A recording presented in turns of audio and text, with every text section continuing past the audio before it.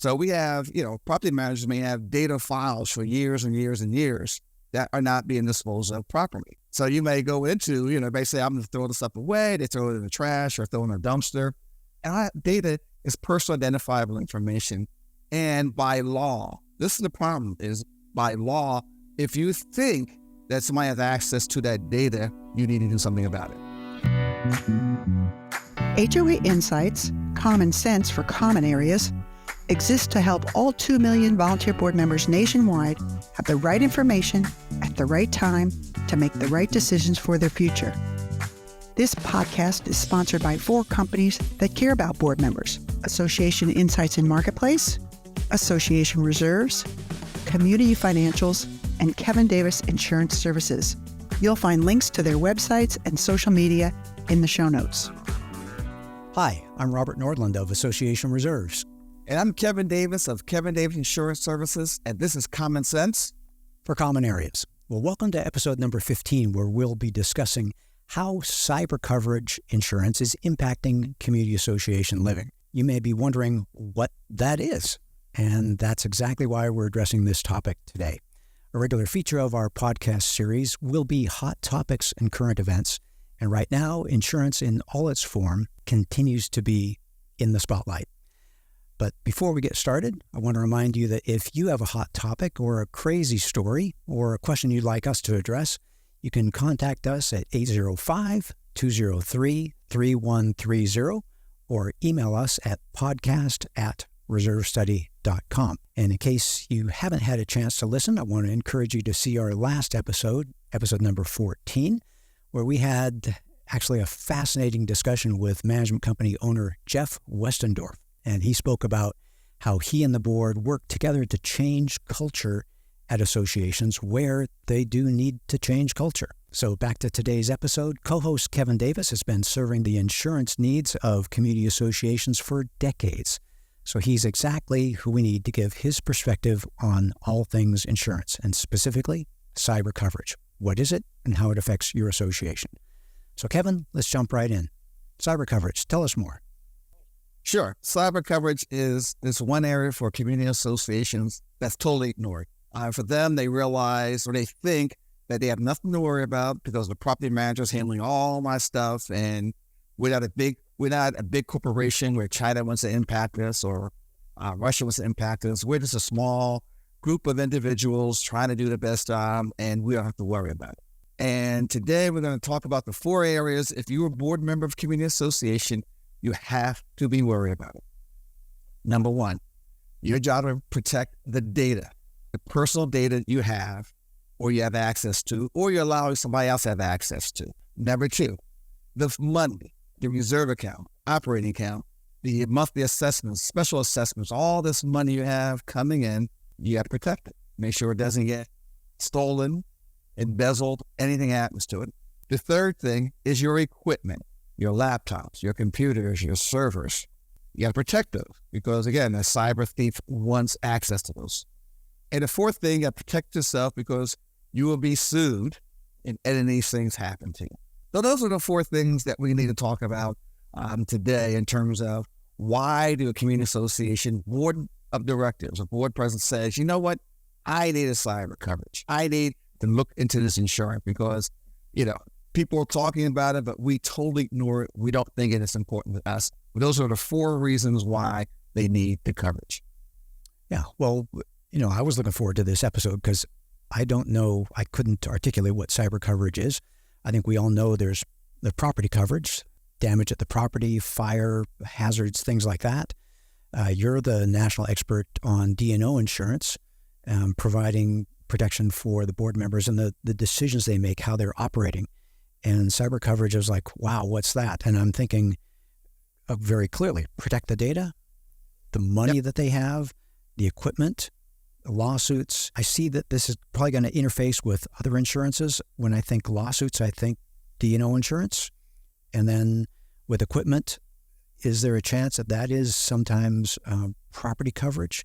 But then I'm thinking, is that ransomware too? Because that's a problem. So tell us more. And that's what we're talking about. Some stuff overlaps. That's why a cyber coverage is needed. So first of all, we talk about the data itself. The data needs to be protected. Okay. And the data we're talking about is that they have access to my checking account information or they may have account numbers, my credit card numbers. They have my name, maybe social security number, maybe driver's license information. Okay. So they have access to that information. Now, the problem is that most board members think that we don't see it. The property manager touches all that information. So we have separation. So it's their responsibility if something happens. The problem with that is that you live in a community association in Ann Arbor. If you find out that your data has been stolen, it's been compromised, are you going to blame the property manager or going to blame the board of directors for them being negligent in not handling your information properly? Yeah, you can look at the board because that was a source. Now, I'm thinking a long time ago, it used to be, I'm already wringing my hands, it used to be just a file cabinet. And you could lock the file cabinet and you could lock the door within the file cabinet. But now we have databases of lists of homeowners. We have cloud accounting. So somewhere there is all this information about who's delinquent, who's not. And more we're getting credit card payments and ACH payments. Is that true? So there's more and more electronic flow of money. And it's interesting. You mentioned something that you still have those file cabinets full of paper also. That is data that could be stolen. It could be used. It's interesting because people forget that we're not talking about just cyber meaning just electronic data. We're talking about all data. So we have, property managers may have data files for years and years and years that are not being disposed of properly. So you may go into, basically I'm going to throw this stuff away. They throw it in the trash or throw it in a dumpster. And that data is personal identifiable information.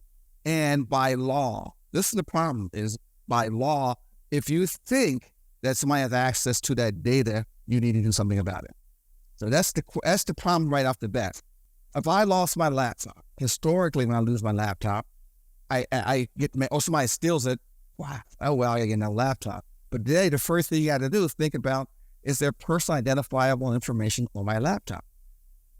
Do I have information on the people who have done something? Is there personal information and credit card information, people who haven't paid their assessments? Do I have information? If I have information in there, guess what? I need to report it by law. Yeah, and my brain is spinning because I know so many people have automatic logins to their Dropbox or iClouds. And so it's not just on their hard drive that we're talking about. We're talking about their computer that has access to a whole lot of company information.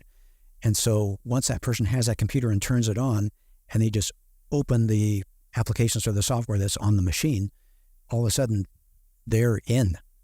Or you have people who walks away from their computer and leave it on. Let's say right now we're talking to each other. I'm at home. Let's say I'm in the office. I'm talking. I run out, get some water. And all of a sudden, a criminal, UPS person playing in UPS comes in there and sees the computer on. They take this computer and it's on. They're in everything. Absolutely everything. They got access to all the information. And so many offices have gone paperless, and that's a good idea to go paperless. But now that access, you have treasure troves of data at your fingertips, which again, for me, is a wonderful thing. We're doing reserve studies. We need to know what the condition of the pool is at this particular association, and I can go backwards in time and see how that changed over time. I have a wonderful deep dive of information.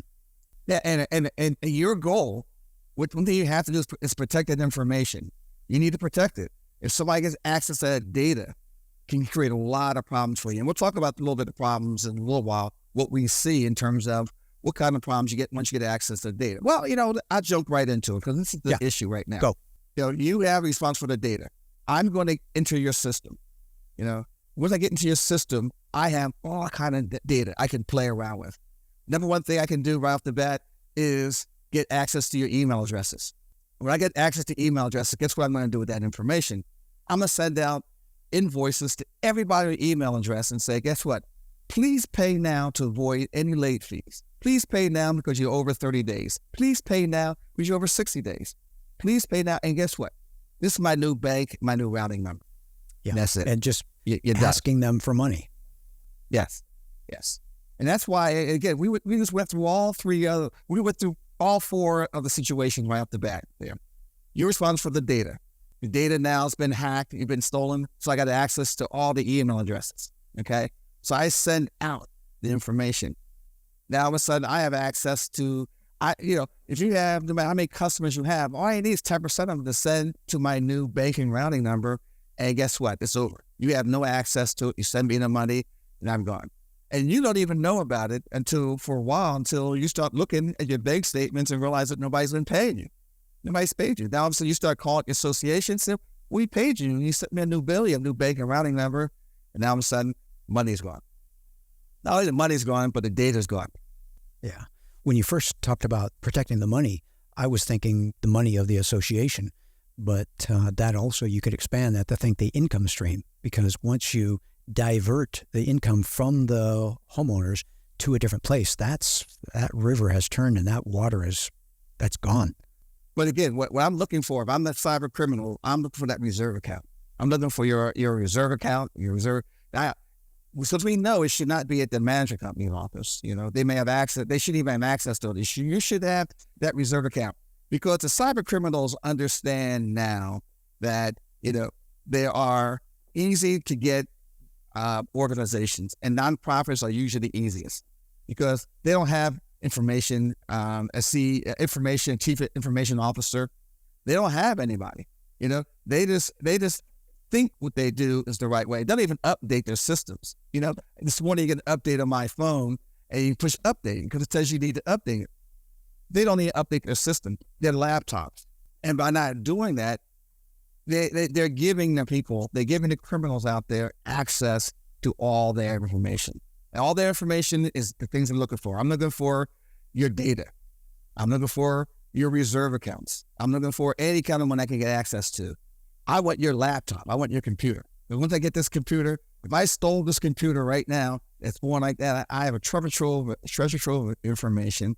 And at the end of the day, I can get access to as much as I want and sell it on the open market and do things. And the key thing is that it's easy to do it these days because all I need to do is ask you for it.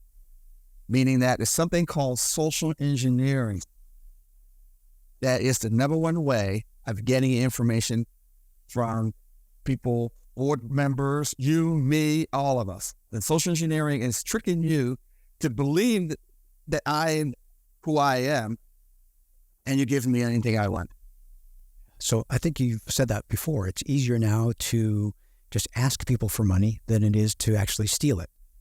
Exactly. Easiest thing for me to do right now is to pick up the phone, send an email out there and say, guess what? And either give you something that you think you shouldn't deserve or make something difficult for you. Again, please pay now to avoid late fees. I got to pay now for late fees. Guess what? If you pay me now, you get a discount off of it. Oh, I have to pay now and get a discount off of it. So we trick people by just going right into what they believe. They either want to get something for nothing, or they got to rush and do things before they get a chance to really understand the whole thing. And that's what's happening right now. Yeah, Kevin, let me stop you right there, because there's got to be an easy way to get around this. There's been some wonderful technological improvements. The file cabinets that we used to have are now a click or two away on our computers. The accounting that we can have Association A, B, C, D, E, all just nicely, again, on our machines, on the cloud, shared everywhere. But we still need to be the humans that intercept this. So like today, I have a friend who's in Portugal. And if you say, hey, Robert, I'm at a gas station, my car broke down, I can't get a hold of my wife, give me your credit card number so I can get my car fixed. Or the same with my friend in Portugal. What isn't my first reaction? Shouldn't it be to call you or call my friend in Portugal? And how do we quickly solve this? Yes. Or is there a quick solution? And that's the quickest, easiest way, because right now, you nailed it.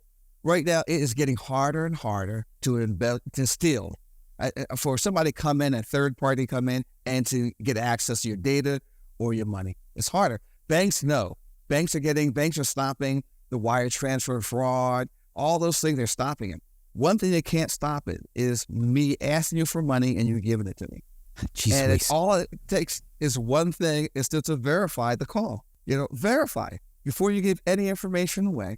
Just pick up the phone and say, wait a minute, I got this email from you. This has happened to me. I remember about 5 years ago when we first talked about social engineering. And I get to Hawaii and my controller in my office said, how many gift cards do you want? How many gift cards? I didn't ask for any gift cards. And you say, what? Yes.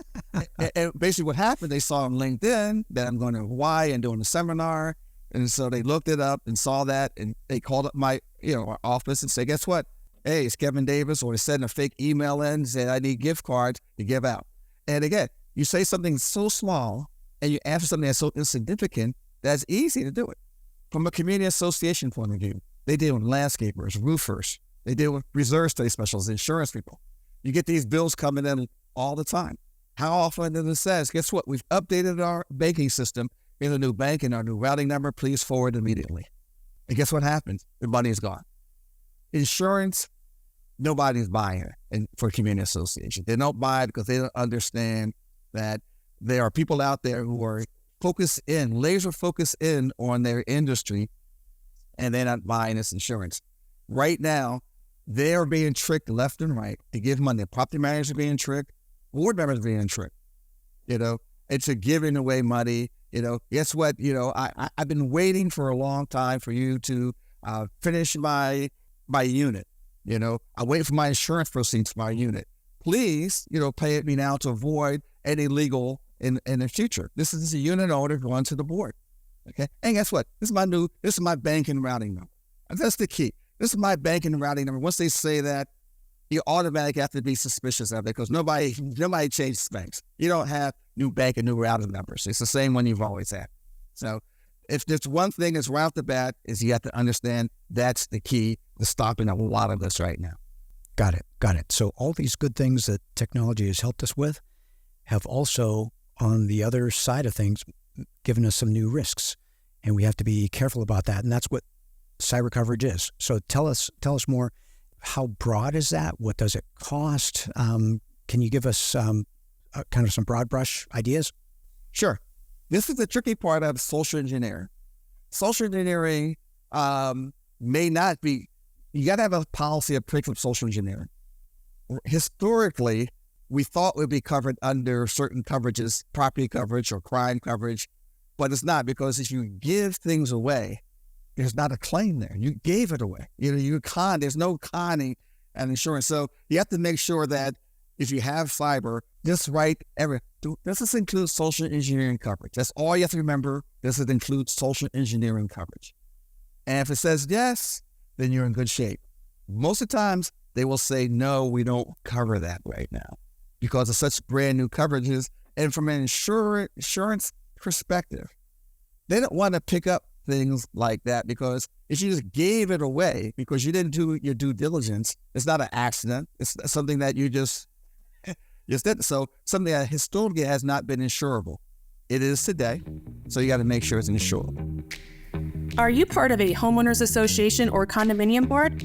Making the right financial decisions for your community's future is crucial.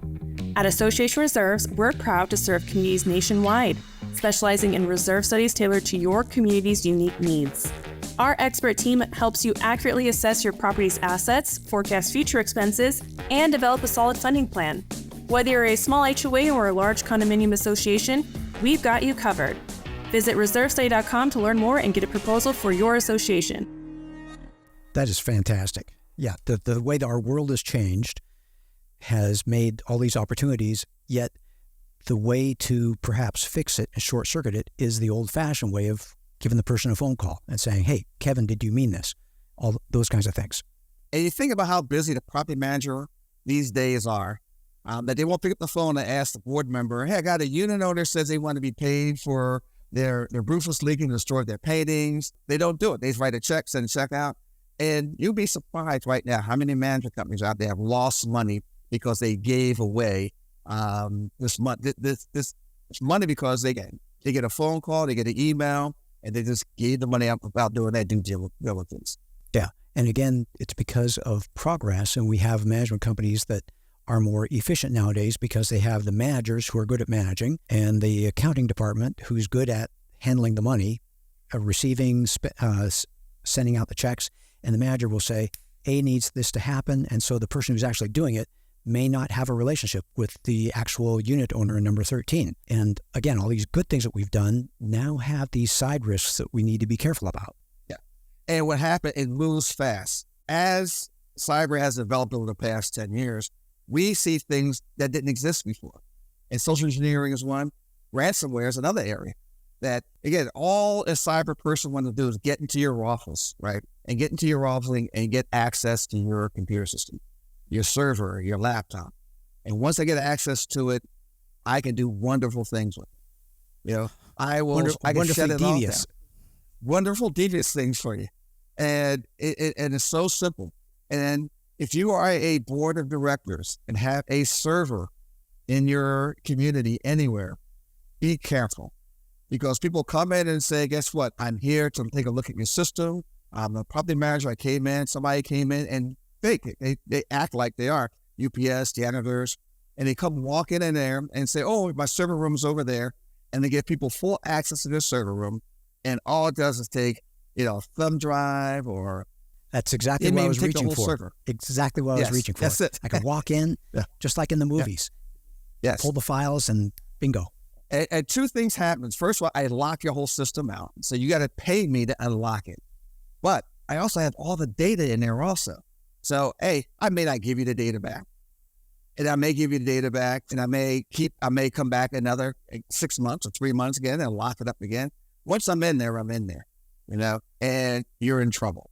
And that's, again, the ransomware coverage, something that's brand new, and it's developed a whole industry where if you've been hacked and you have one of those warnings up there that you have, 2 days, 2 hours, 2 minutes, and 55 seconds to do it, there's a toll-free number you can call and find, okay, I got it. How do I get Bitcoins? How do I handle it as an industry right now?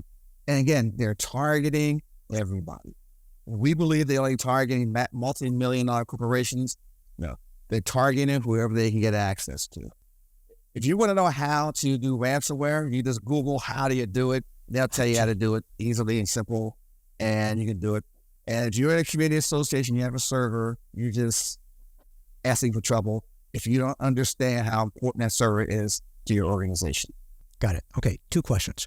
One is, how does an insurance company evaluate risks? I'm hoping that this is somewhat rare, like me getting hit by a car. And so, the insurance is reasonably priced. So that's it. How does an insurance company evaluate risk, and how much does it cost? Is it okay? A big number? Sure.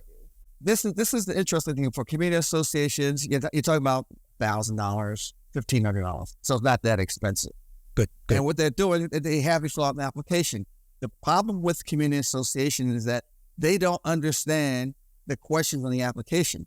Do you update your system? The thumb drive you have, do you have any backups to your system?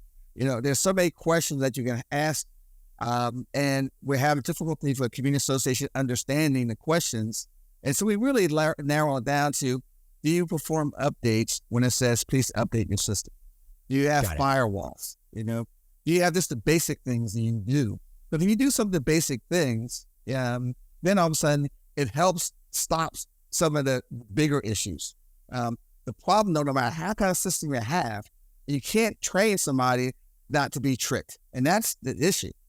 It'll always go back to, how do you stop somebody from being tricked into it? We look at these emails and we click on these emails, and all of a sudden that person, we get tricked into it. Again, how many emails I have that my Netflix account has been canceled or my Amazon card has been canceled. Please click here for more information.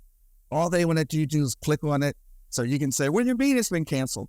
And they want you to click on it so they have access. Once they click on it, now all of a sudden they're waiting for you just to do something, to get in there and to get access to your system and to your money, to your data. And it's getting more and more complicated every single one. We deal with this thing on a daily basis. I have meetings, monthly to find out what's new now we have to be concerned about in our industry. And right now, the big thing right now is what we're talking about in social engineering. From a company point of view, even if you don't have a chief information officer, you do know enough to say that these are things I need to do in order just to update my system, just to have a backup, just to have certain things you do.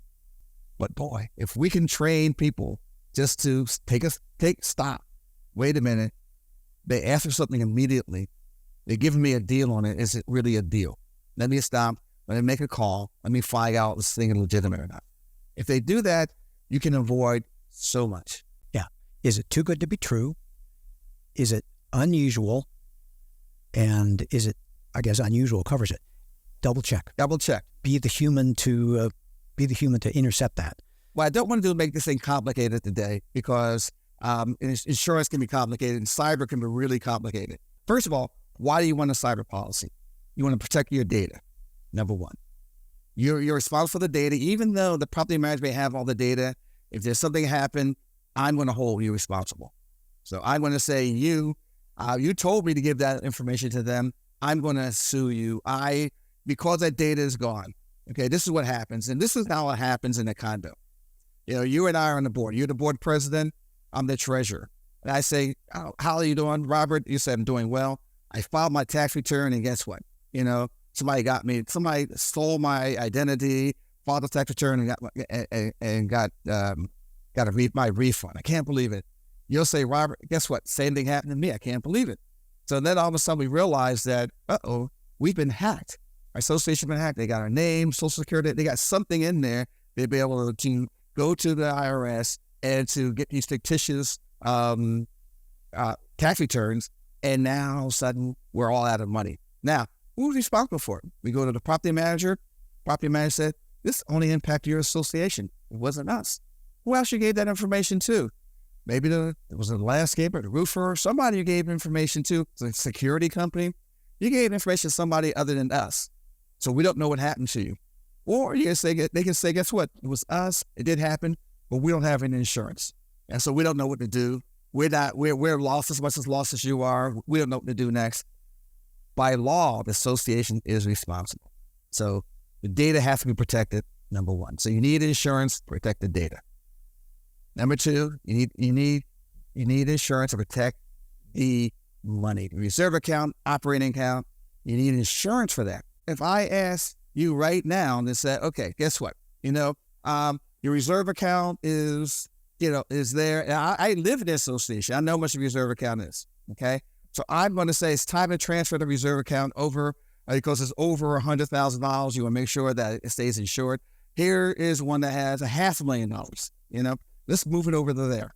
And here's the bank and routing number. Let's move that money over there. Okay.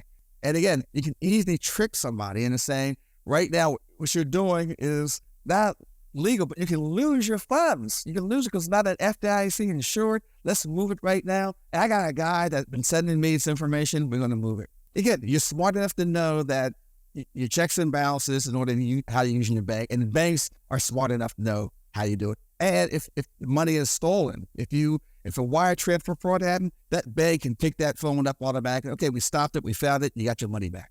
A lot of times, wire transfer fraud money is coming back, but if you gave it away, it's hard to do that because we have your permission that you did it. So we gave it, and it's gone. So you're protecting the data, you're protecting the money. So there's two different coverages there. One is data money, one's data, and one's actually theft of money. Okay, and then the third thing is that computer.